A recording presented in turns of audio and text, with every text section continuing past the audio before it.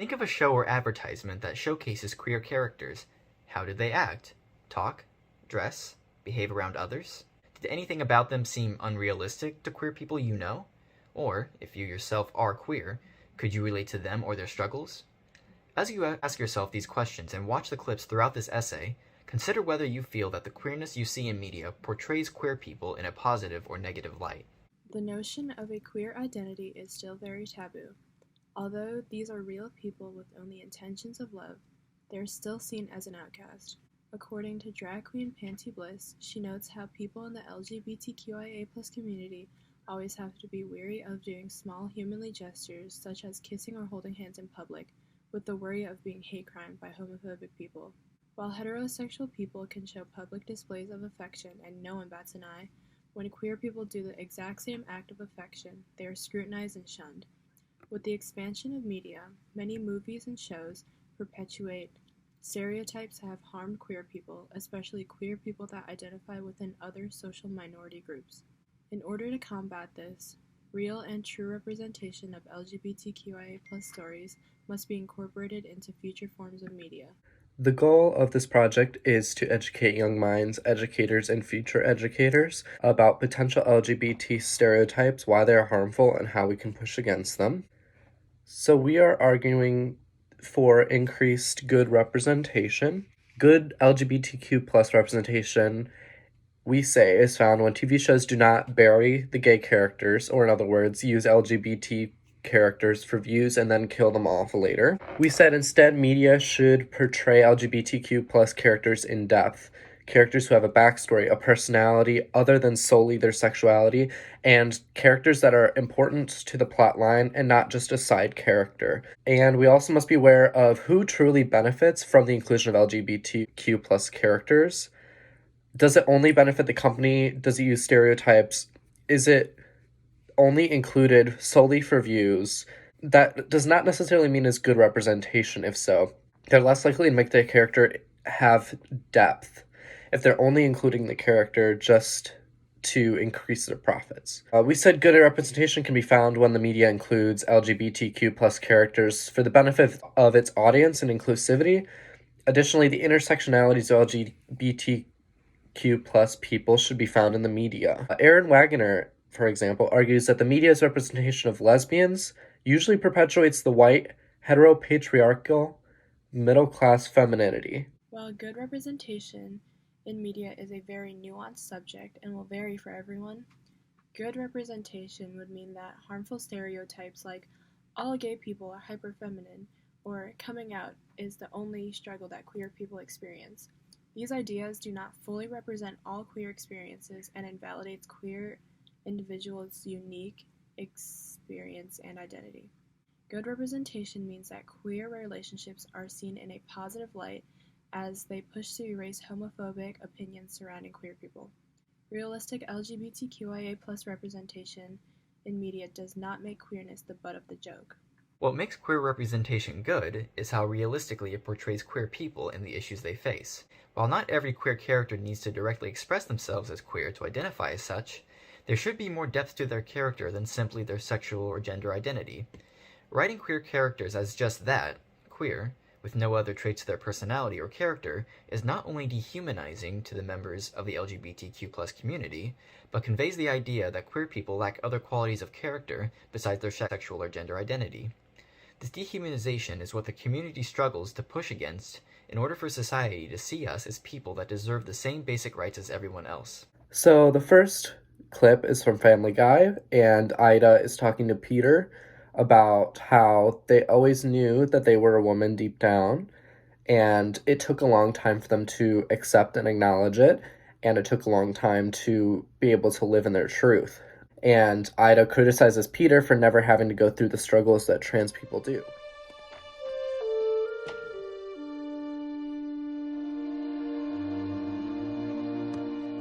Peter?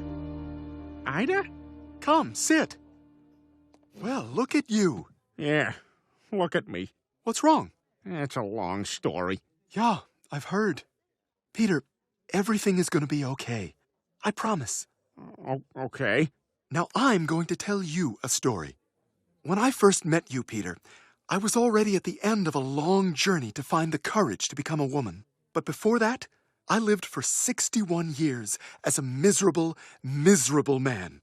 I grew up in the small town of Football, Texas, and from the age of 8, I was mercilessly teased for being different and dressing funny.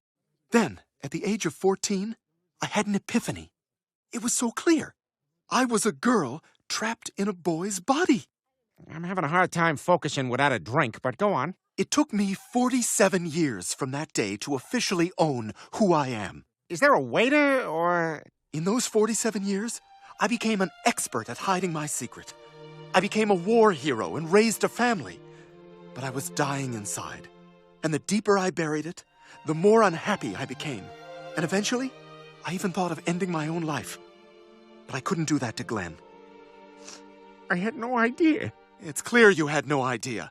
You know nothing about what it means to feel this struggle. Yeah, you're right. I kind of stumbled into all this, but you've been dealing with it your whole life. Yes, I have. And my story, to one degree or another, is every transgender person's story. And all those stories are the price of admission to finally feeling at peace with who you are. A price you never paid. I'm so sorry, Ida. I feel really awful. I'm a really bad person for what I did. I deserve what happened to me. Peter, listen to me. You were a bad person. But now you've taken a journey. It just took becoming a woman to make you a better man. But I'll never be that better man. I can't afford the surgery to go back. I think I might be able to help you with that, Peter. Really? Yes. I've got an idea. And the way that Ida explains it, we think, is pretty good. We decided that it was great that we had some LGBTQ plus representation and not in just a stereotypical way, although there was a lot of stereotypes involved there too, which we'll get into. But the way that she described it was not inherently bad. However, other parts of the episode and episodes where Ida is there, for example, Brian, one of the main characters, has sex with Ida, violently vomits for 30 unbroken seconds about learning about her past. And the script also features Ida at a restaurant saying, "They even named a sandwich after me. It's an inside-out hot dog slathered with ketchup." Another scene shows food being prepared by Ida being thrown into the trash by Lois. And some viewers have accused the episode of drawing a connection between transgender people and sex offenders. And the leading LGBT campaign group GLAAD noted the predominant opinion is that the episode is incredibly offensive to trans people. And this is from an article from Cholo Co UK News. We said the implications for LGBTQ plus people was that it's incredibly offensive to incorporate jokes, especially that connect transgender people with sex offenders. And we also talked about how Brian has sex with Ida and violently vomits for 30 unbroken seconds about learning from her past. That's incredibly offensive because it inherently tries to say that Ida is not a woman and that it's disgusting if you have sex with a trans woman who wasn't born in a woman's body. Moonlight follows a young boy in 3 stages of his life in a hyper-masculine area of Miami, facing family issues, self-doubt, confusion of identity, and many more internal struggles. This A24 film shows the development of Chiron as he begins to overcome his obstacles when he meets Juan, who takes care of him and also validates his identity. With this validation from Juan, Chiron begins to be more comfortable with his confusing relationship with Kevin. Moonlight is a powerful and emotional movie that tackles the intersectionality between the queer identity and being a boy of color in an inherently homophobic environment. Trying to put on a show for me, Black? Why you always calling me that? What, Black? Yeah, Black. That's my nickname for you. You don't like it? No, it's just... What kind of dude goes around giving other dudes nicknames? Hey, you trying to get smart with me, huh?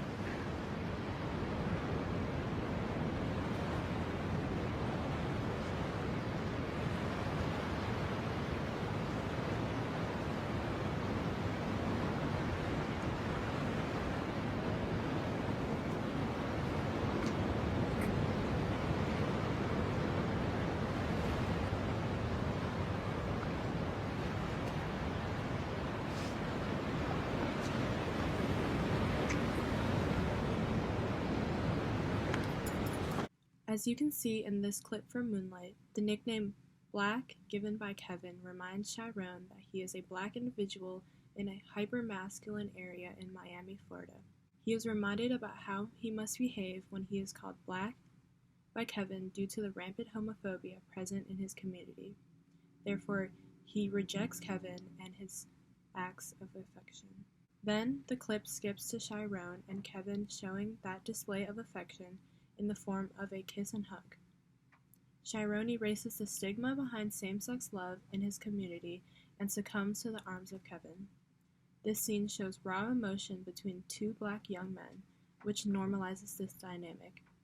It also shows accurate and true representation of Black love because it addresses real issues that queer people face but also overcomes these issues by showing two Black individuals in lust.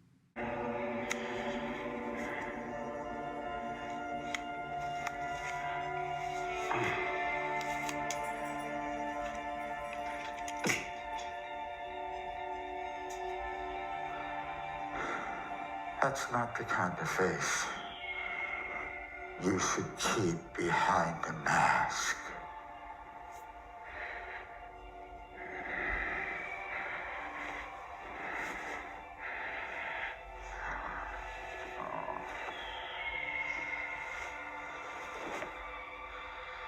If you can satisfy me in 5 minutes,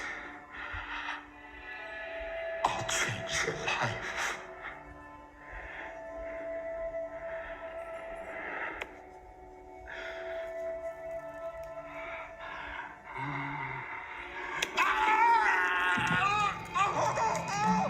Satisfied?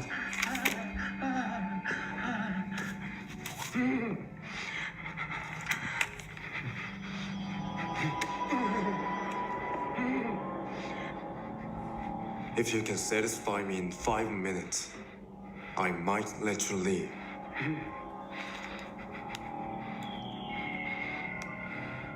Tell me everything.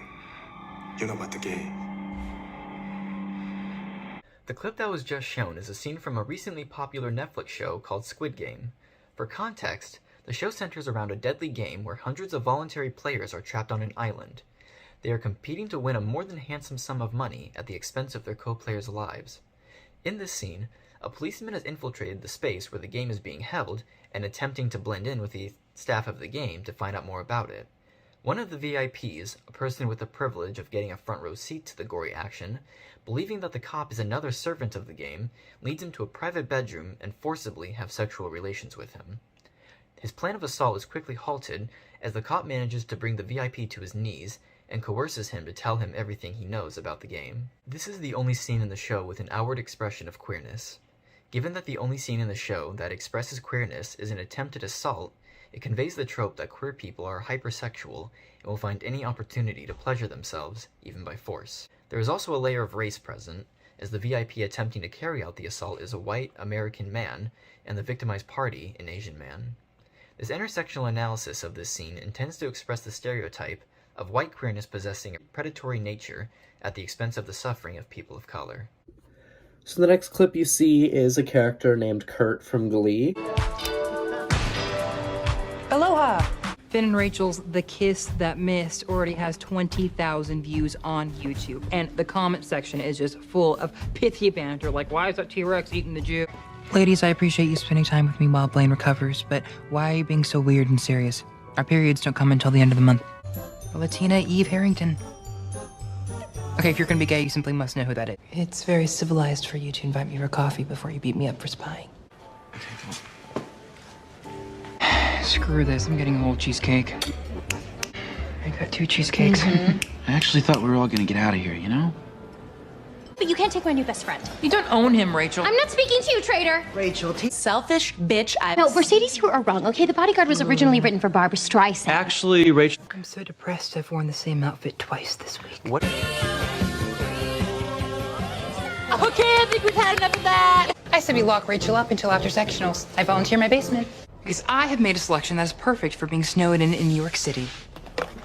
Moulin Rouge, bitches! We love those dancing hoes. I did design and sew this costume myself. It's a little Project Runway. Season 6. Glee has received a lot of positive and negative feedback for its LGBTQ plus representation, and we're going to get into that. So, first, Markina M. says, stereotypes, which are deliberately simplified ideas about socially significant things, individuals, groups, and social relations, are formed as the subject thinks about their everyday world, and they play as a useful adaptive function. A stereotypical picture of the world may not be complete, but this picture of a possible world to which we have adopted. Essentially, Kurt is represented as a stereotype. It kind of reinforces the stereotype that gay men are inherently super effeminate. They only have like girl best friends. They are super in musical theater, and that doesn't represent the gay community enough. And for a while, he was the only gay character in the show, and every time you see him, especially coming from a gay man as myself, it sometimes feels that his sexuality is so incorporated into his identity in the show that his femininity and him being gay is like his entire character. But over time it does change because other gay men and other sexualities and people are included.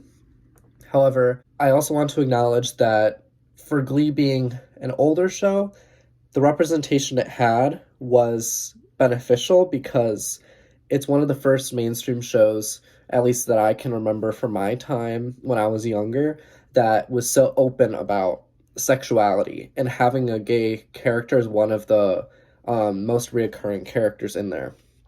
Some other representation that was found in there, Woman Love Woman, 2 lesbian women, there are more, but 2 lesbian main characters are shown, and their struggles about their sexuality, and one of them is a person of color and talks to a family member, and a family member is not accepting at all of their sexuality. And so the intersectionality of race, culture, and sexuality and gender come in this show, which is really good. And Whitney Monaghan talks about the lesbian normal that's reflected in soap operas that associate lesbianism with conservative white middle class ideals of femininity, which results in the establishment of hierarchies marginalizing lesbian identities that do not meet these patriarchal heteronormative standards.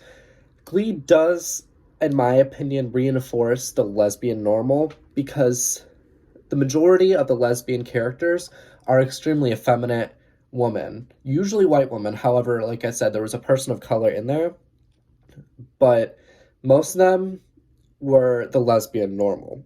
Several media scholars have argued that mainstreaming LGBTQ plus representation has foregrounded a narrow conception of LGBTQ identity, associating queerness within a particular intersection of class, gender, sexuality, and race at the expense of other configurations. And Aaron Wagner says, while the bury your gays trope has been used since 1976, openly identified woman love women were low. So it was great that Glee included a woman love woman character, actually several of them.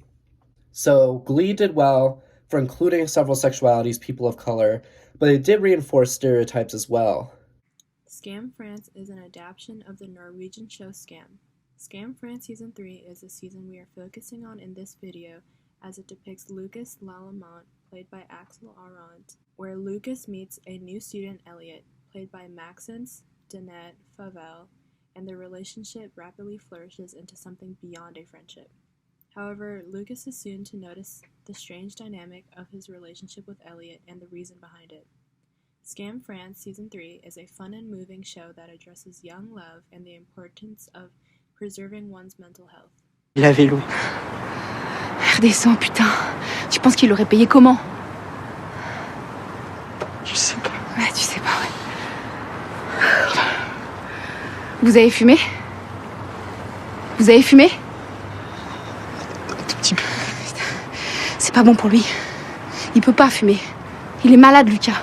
Malade. Tu piges ça?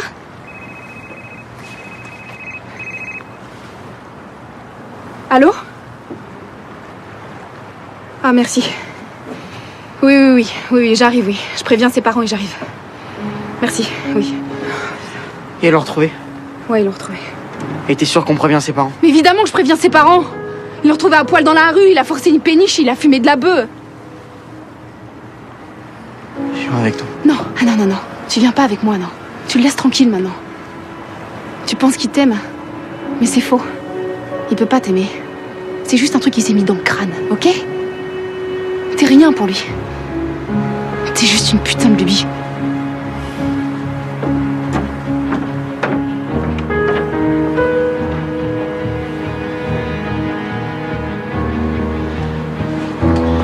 In this clip, the exchange between Lucas and Elliot's ex-girlfriend is one that is tense and revealing. She tells Lucas that Elliot is bipolar, which is a mental health condition that causes sudden mood swings. Nowhere throughout the season were there homophobic comments about Elliot now pursuing a relationship with a guy. It is almost like, in the scam television world, being gay is just as normal as going to school. According to Gabriel Flores in his sexuality education book, he mentions a way for people to be comfortable with and teach people LGBTQIA+ themes is through media such as television. And with Scam, the normalization of a homosexual relationship will translate into real life as people will see that this is just like any typical relationship. However, the show also addresses mental health as an issue amongst teens and queer teens who experience high levels of poor mental health. Scam France, specifically Season 3, is a realistic portrayal of a teenage love, but also opens up an important dialogue about mental health that many queer individuals face. The final clip of this essay is an advertisement for the brand Gillette, known for making razors. The ad shows a black transgender man who describes his experience growing up and discovering his true identity. He says he went into his transition just wanting to be happy, and has reached the stage in his transition where he can start shaving. He is seen shaving along with his father, offering words of encouragement as he watches his son shave for the first time. The man says towards the end of the ad, "It's not just myself transitioning, it's everybody around me transitioning," while a clip of him and his father embracing plays alongside the dialogue.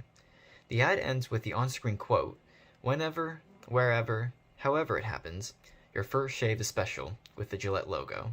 Growing up, I was always trying to figure out what kind of man I wanted to become, and I'm still trying to figure out what kind of man that I want to become. I always knew I was different. I didn't know that there was a term for the type of person that I was. I went into my transition just wanting to be happy. I'm glad I'm at the point where I'm able to shave. South, south, north, north, east, west, never in a hurry. Right. One. Now don't be scared. Don't be scared. Shaving is about being confident. Oh, you're doing fine. You are doing fine. I'm at the point in my manhood where I'm actually happy. It's not just myself transitioning, it's everybody around me transitioning.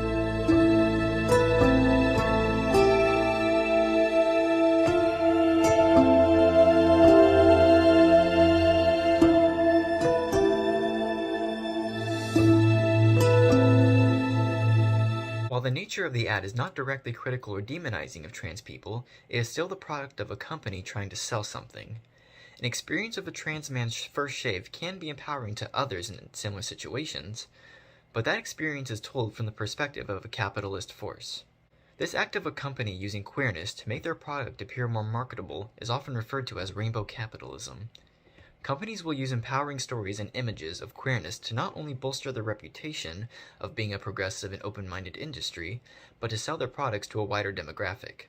This phenomenon is most often associated with the month of June, Pride Month, when brand name companies will use similar strategies to make their products seem more inclusive of LGBTQ+ people.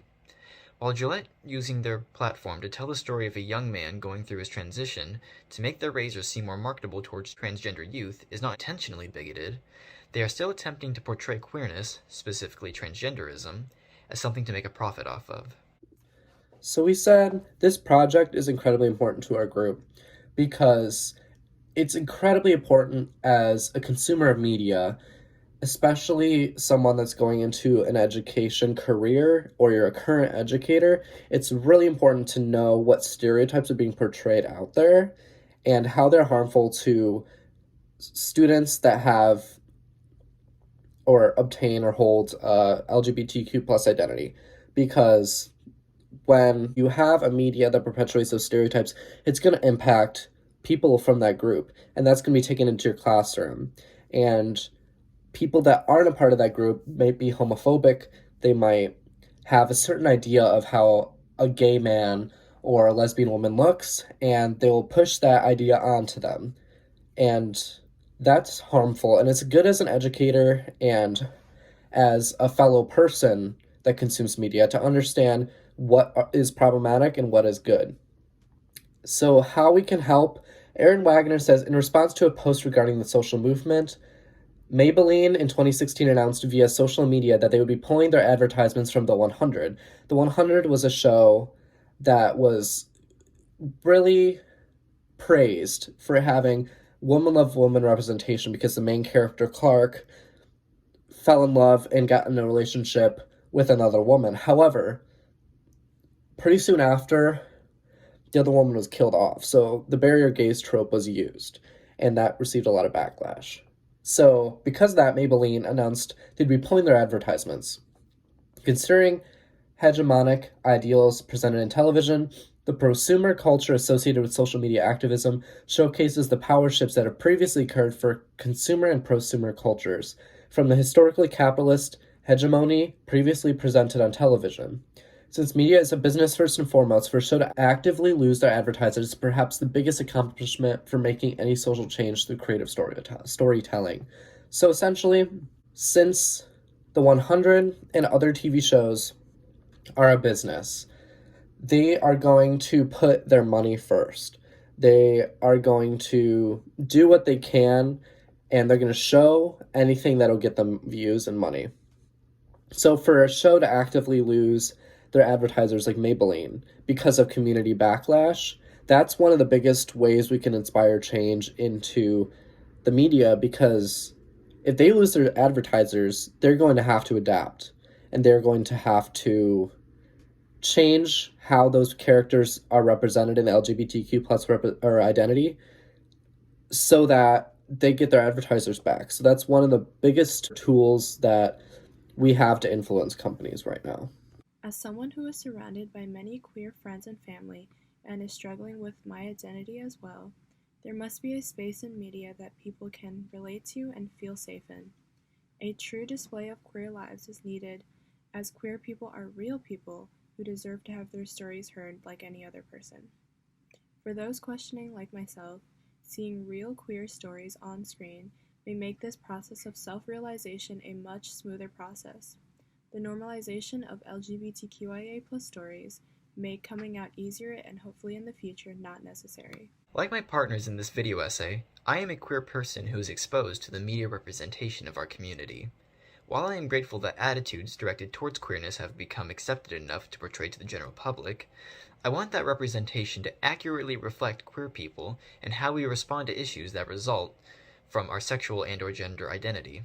If society is consuming nothing but demonizing content directed towards queer people, we will never feel as if we are truly heard and accepted. So the next time you consume media with queer stories, make sure it identifies intersectionalities within the queer community. Ask questions like who created this media and what is its purpose, who are the voices and what are they representing, and do the narratives and the images shine positive light on queer people, and if it uses queer stories as a joke. Judge whether or not the representation is positive. If not, do not allow negative representation to cloud judgment of queerness and queer people.